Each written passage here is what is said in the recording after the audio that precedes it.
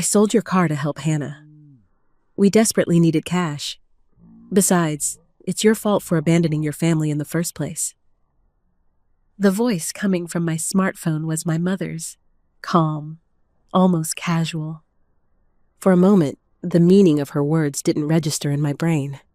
I leaned against the silent kitchen counter of the house I just built in Beverly Hills, doing nothing but turning her words over and over in my mind. It was about my obsidian black metallic Mercedes Benz, the first major symbol of success for the sustainable skincare brand I had built with my own hands. Every morning, when I saw its sleek body in the garage, it reminded me that I was standing on my own 2 feet. It wasn't just a means of transportation. It was a symbol of my independence. What are you talking about? You sold it? What do you mean you sold my car? I asked, barely managing to keep my composure.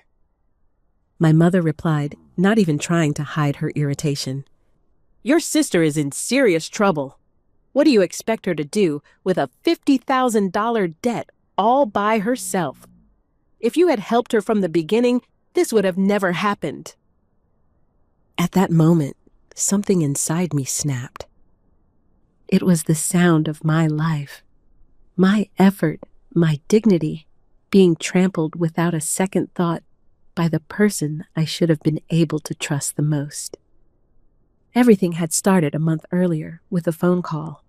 It was a calm afternoon, sunlight pouring through the large windows of my new home. The house, tucked away in a quiet corner of Beverly Hills, was the embodiment of my dream. Warm floors made from reclaimed wood, cool countertops carved from natural stone. The entire space reflected my brand philosophy, harmony with nature.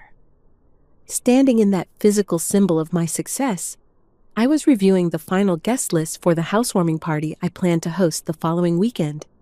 Then I tapped Mom in my phone's contact list. We'd grown a bit distant since my father passed away, but at that time, I still couldn't imagine reaching a major life milestone without inviting my family. Kate, what a surprise! What's with this sudden call?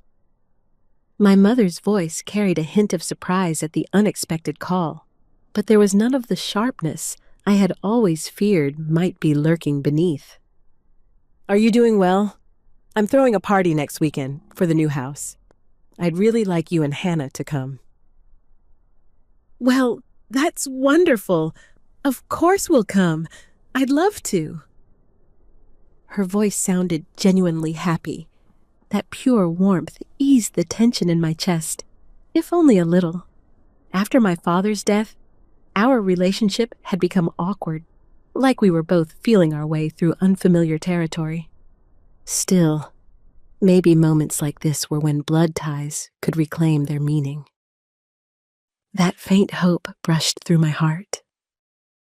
Your father would have loved to see your house in Beverly Hills.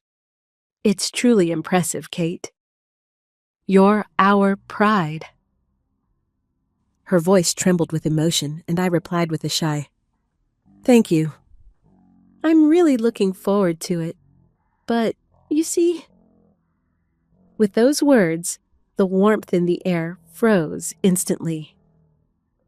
Here it comes, I thought, bracing myself. Pleasant conversation, nostalgic memories, words of praise. All of it had been nothing more but a prelude to what followed after that. Lately, Hannah hasn't been doing so well. Of course, your success makes her proud, but compared to how brightly you're shining, she feels like her own life isn't going anywhere. My mother's voice smoothly shifted into that of a worried parent. My success is hurting my sister. That was the unspoken message, an attempt to drive a small wedge of guilt into my heart. Did something happen with Hannah? I asked, doing my best to stay calm. On the other end of the line, I heard my mother let out a deep, calculated sigh. I hate to bring this up after such happy news, but She's gotten herself into trouble again. She's so naive. She was taken advantage of by bad people. You're the only one she can turn to now." This was her story. Hannah had racked up a massive debt through online gambling. $50,000, and the repayment deadline was fast approaching. My mother described Hannah's reckless addiction as naive, casting her entirely as a victim. Then she continued, "Ever since you moved out, she's seemed lonely somehow. Maybe she turned to unhealthy distractions to fill that emptiness. Of course, I'm not saying it's your fault, but—" She trailed off, but it was perfectly clear where her blame was aimed. Because I had abandoned my family and thrown myself single-mindedly into success, my sister had gone astray, or so she was saying. "I truly want to come and celebrate your party from the bottom of my heart. But with your sister in such a state, we can't possibly immerse ourselves in a celebratory mood while she's suffering. If you could just lend a hand, even a little, I'm sure Hannah would find a way to get back on her feet. And then, as a family, we could celebrate your new beginning with no worries at all." It was an outrageously calculated demand, one that took family love hostage. If I refused to help, I would become the cold-hearted sister who severed family ties and tarnished her own celebration. My mother was trying to bind my conscience and my public image with chains made of demands I supposedly couldn't refuse. Clutching my smartphone tightly, I closed my eyes in silence. We hadn't grown distant because of physical distance. Between us lay a deep chasm of values and ethics, one that could never be bridged. Nothing had changed since the time they burned through my father's inheritance. Back then, too, I had helped out several times using my own savings. But it hadn't helped Hannah at all. Instead of gratitude, my help had come to be seen as an entitlement, and it only accelerated her dependence. "Mom, I can't do that," I said firmly. "I've told you before. Giving her money won't help Hannah. She needs to face her own problems." "How can you say something so cold?" my mother shrieked. "She's your only sister. You have no idea how we feel. Someone like you, living comfortably after becoming so successful."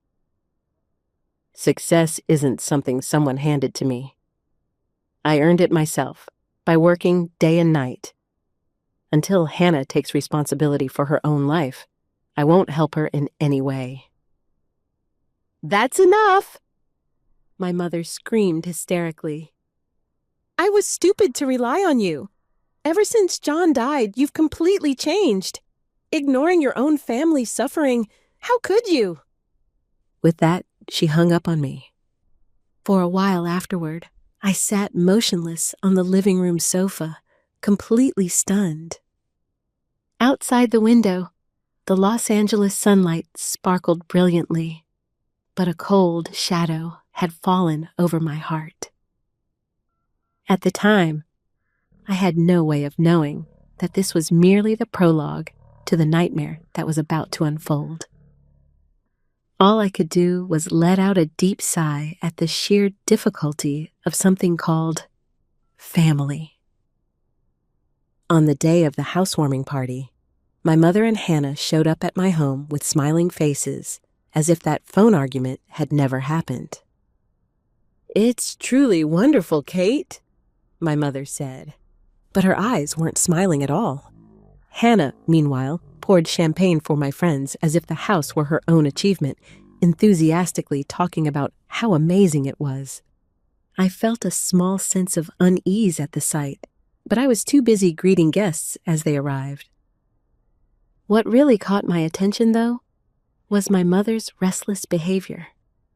With a glass in hand, she would drift away from the center of the party and wander through the house alone.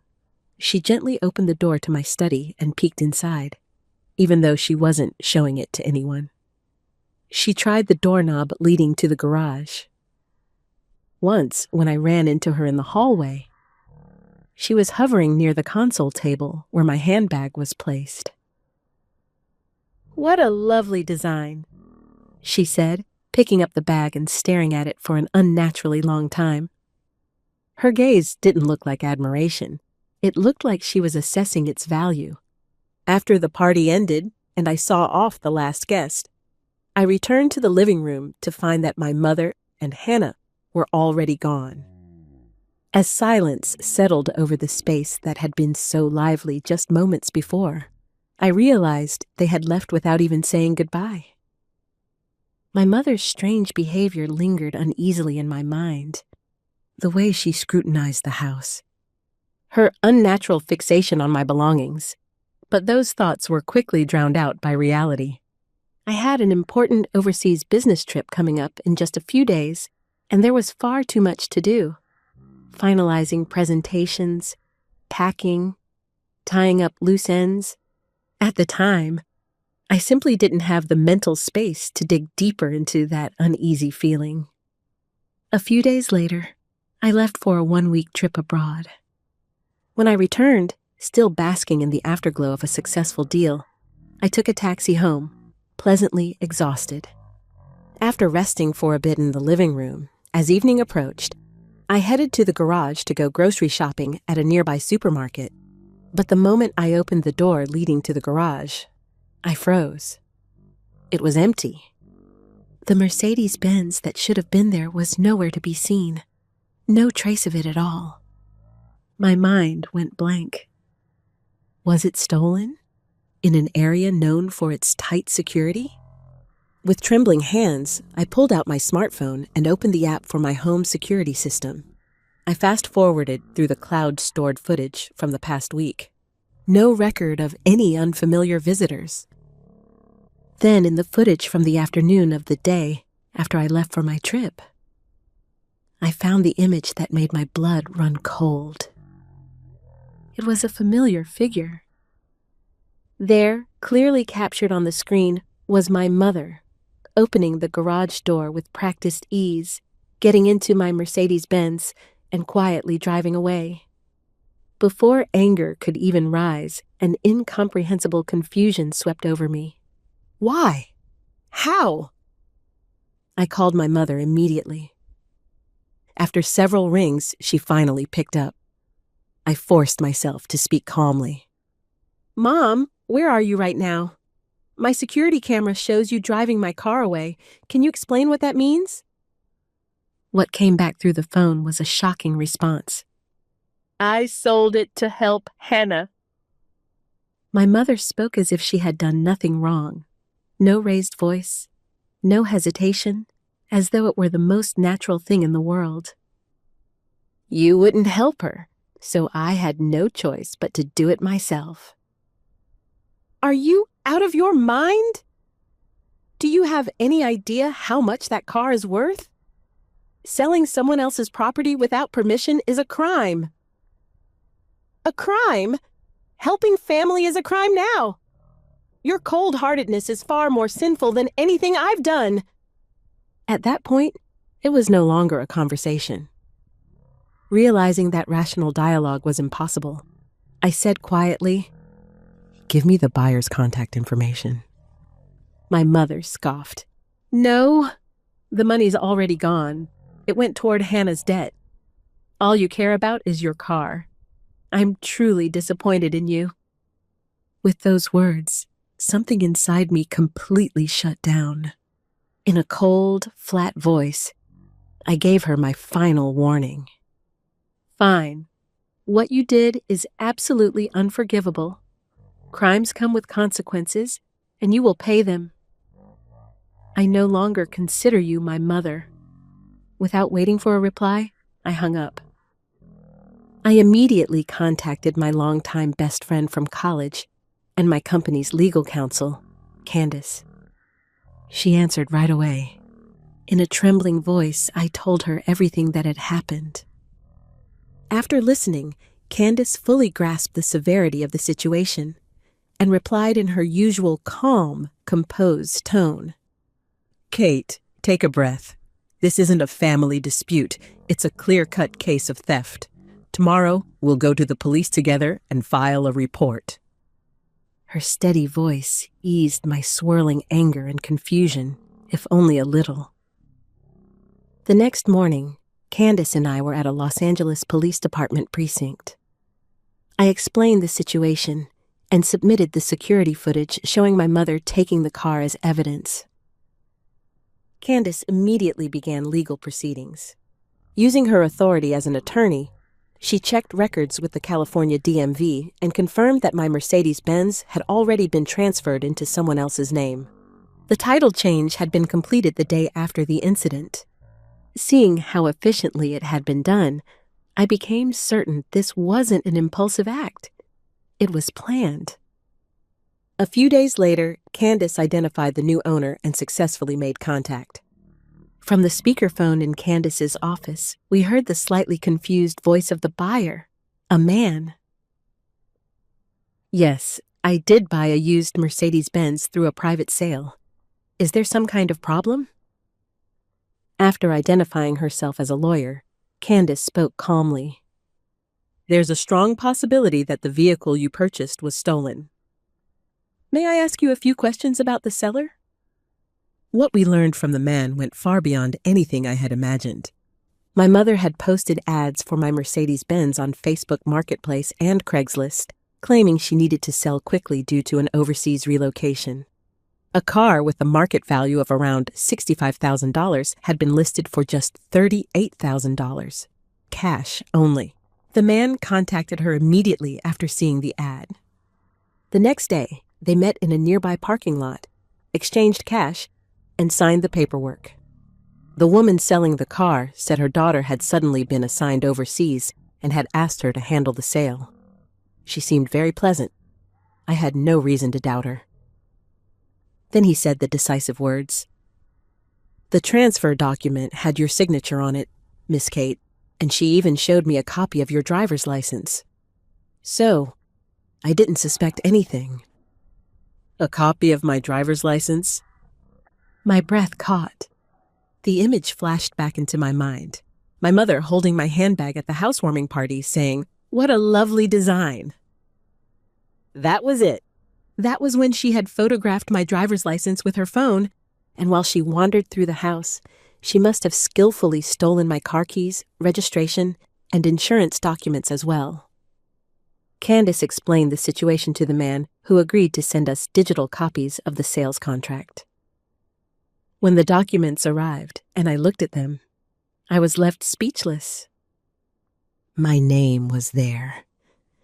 At first glance, the signature looked disturbingly close to my own handwriting. But because I signed my name every single day, I could tell immediately. The signature lacked the natural fluid momentum my handwriting normally has. Instead, it had an unnatural stiffness, as if someone had carefully traced my letters stroke by stroke. The faint tremor in the lines told the real story. This wasn't written once, but practiced over and over again. This wasn't an impulsive crime. It was an act carried out after meticulous preparation, an attempt to steal my handwriting, my identity, my very existence. Candace immediately sent the data to a handwriting analysis expert she regularly worked with. The results came back within 24 hours.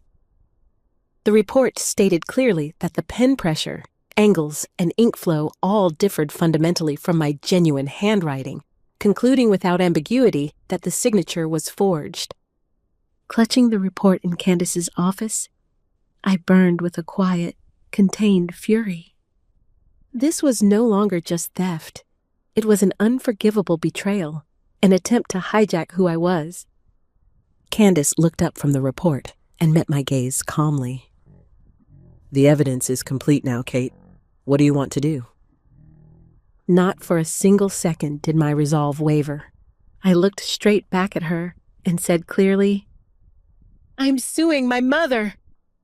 Sensing the firmness of my decision, Candace straightened and spoke seriously.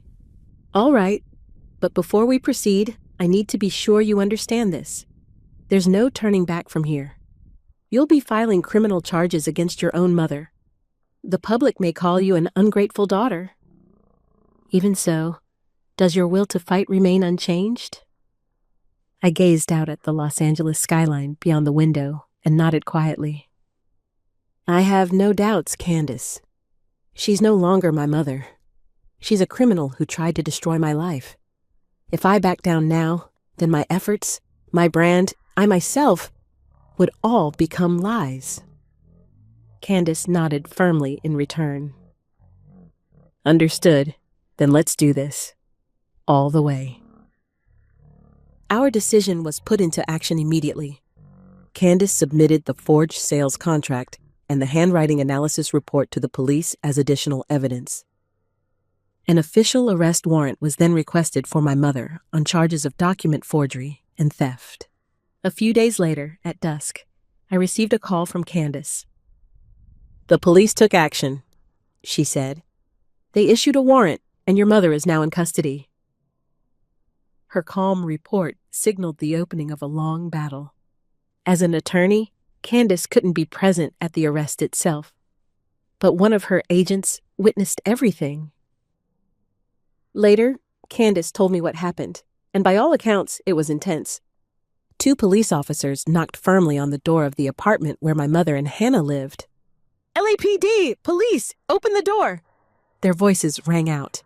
When my mother opened the door, her face reportedly stiffened at the sight of the uniformed officers. But only for a moment. Almost immediately, she tried to slip into the role of a tragic heroine. That mask fell apart as soon as the officers called her by name and informed her that a warrant had been issued for her arrest on charges of theft and document forgery. Her face was drained of color as she began shouting an obvious lie. "There's been a mistake! My daughter, Kate, gave me permission to sell the car." Beside her, Hannah, pale as a ghost, echoed the lie. "That's right. My sister said it was okay to sell it to pay off my debt. She was helping her family." But their desperate lies meant nothing in the face of cold, methodical law enforcement. My mother was handcuffed on the spot and placed into a patrol car. Neighbors reportedly watched in stunned silence as she was taken away. Hannah, suspected of being an accomplice, was asked to accompany the police voluntarily to the station. According to Candace, during questioning, both my mother and Hannah continued to repeat the same false testimony. They had their story perfectly aligned. I had given my consent. As a result, prosecutors formally charged my mother with document forgery and theft. There was no longer any path forward except to uncover the truth in court. Listening to the endless stream of pathetic lies relayed to me through Candace, I felt something beyond anger, an overwhelming emptiness, and even a strange sense of pity. They were unwilling to face their crimes to the very end. They didn't truly understand the weight of what they had done. Then I would make them understand. In a court of law, in this country, what justice truly means. The legal battle ended more quietly and far more swiftly than I had imagined. The lawyer my mother hired could do little more than repeat a strained argument that this was a family financial dispute and that there had been my implicit consent. But those claims collapsed completely in the face of the evidence Candace presented. The decisive blow was, as expected, the handwriting analysis. The expert Candace called as a witness calmly and logically explained, using enlarged panels, how the signature on the transfer document was a deliberate and skillful forgery. The jurors listened in absolute silence. Then footage from my home's security cameras showing my mother calmly stealing the car was played on the large courtroom screen. A soft gasp rippled through the gallery. My mother and Hannah could only hang their heads, their faces drained of color. On the day the verdict was delivered, I sat beside Candace in the front row of the gallery. I deliberately chose a seat where I could clearly see my mother and Hannah at the defense table. I wanted to witness, with my own eyes, the end of the battle I had begun with my own hands. That was how I chose to bring closure. The courtroom fell completely silent as the judge read the verdict. Guilty of document forgery. Guilty of grand theft. Each time the word guilty was repeated, my mother's shoulders trembled slightly, and Hannah bowed her head, covering her face. Then came sentencing. The judge fixed my mother with a severe gaze. Your actions constitute an extremely malicious crime that exploited the bond of family trust, the very trust that should have been sacred. Ordinarily, this would warrant a prison sentence. At those words, my mother and Hannah went pale. My mother's attorney pleaded for leniency, but the judge's expression did not soften. Just as everyone in the courtroom became convinced that incarceration was inevitable, the judge paused and continued. However, the defendant has no prior criminal record. The offense was nonviolent, and given current prison overcrowding, the court finds that rehabilitation within the community and restitution are at this time more appropriate. Then the final sentence was announced. The court sentences the defendant to 3 years imprisonment. However, execution of this sentence is suspended for 5 years. Probation. At those words, my mother and Hannah let out faint sighs of relief. But the ruling was not over. The judge proceeded to bind them with the conditions of that probation. First, the defendants shall be jointly and severally liable to pay the victim full restitution in the amount of $65,000, the market value of the vehicle. Second, during the 5-year probationary period, the defendants shall submit to regular drug testing and mandatory counseling with a gambling addiction specialist. Third, the defendants shall comply with a permanent restraining order prohibiting any and all contact with the victim, Kate. This was not mercy. For the next 5 years, or rather until the day the restitution was fully paid, their lives would remain under judicial supervision, their freedom constrained. It was a prison without bars, and one that would last far longer. After the court adjourned, I saw my mother and Hannah in the hallway, escorted by a bailiff, glaring at me with eyes full of hatred. "This is your fault! You hypocrite!" The insults flew, but they rang hollow. The absolute restitution order and the legal reality that they could never again have anything to do with me had stripped them of their power. I said nothing. I simply turned on my heel and walked away. What I had wanted was not revenge. What I had wanted was a legal, unbreakable wall between their lives and mine, and now I had it. I stepped through the heavy courthouse doors and out into the blinding Los Angeles sunlight. As I got into the car Candace was driving, the interior felt like a different world, quiet, detached from the courtroom behind us. When the car smoothly merged onto the main road, Candace spoke softly with her hands on the wheel. "You really fought this through, Kate." Her voice wasn't that of a lawyer. It was warm, filled with understanding, the voice of a friend who knew everything. "I couldn't have done it without you," I said. She shook her head gently. "No, you're the one who stood on your own feet and made every decision. What will you do now?" Watching the cityscape pass by outside the window, I let out a deep breath for the first time in months. I'm going home, to my sanctuary, my real one. Candace said nothing while smiling softly. Several months after the verdict, my life had fully returned to a state of calm. Then one day, Candace contacted me. "This is the final legal update," she said. When I visited her office, she showed me a single document. It was the official settlement statement from the sale of my mother's and Hannah's house. As expected, Hannah's creditors foreclosed on the property, Candace explained. And look here. She pointed to a line item that clearly stated that $65,000, the full amount of restitution, had been paid to me first from the proceeds of the sale. This legally completes your restitution. Then she added, the remaining money went to Hannah's creditors, but it was barely a drop in the bucket. Most of their original debt is still there. I looked quietly at the document. It was nothing more than a list of cold, emotionless numbers. And yet, it was the most eloquent proof imaginable of the end of my fight and my complete victory. I thanked Candace deeply and left her office. About a month later, she called me again. Just a bit of gossip, she said, prefacing her words before speaking in her usual matter-of-fact tone. My mother and Hannah, having lost their house, are now living alone together in a cheap apartment on the other side of the city.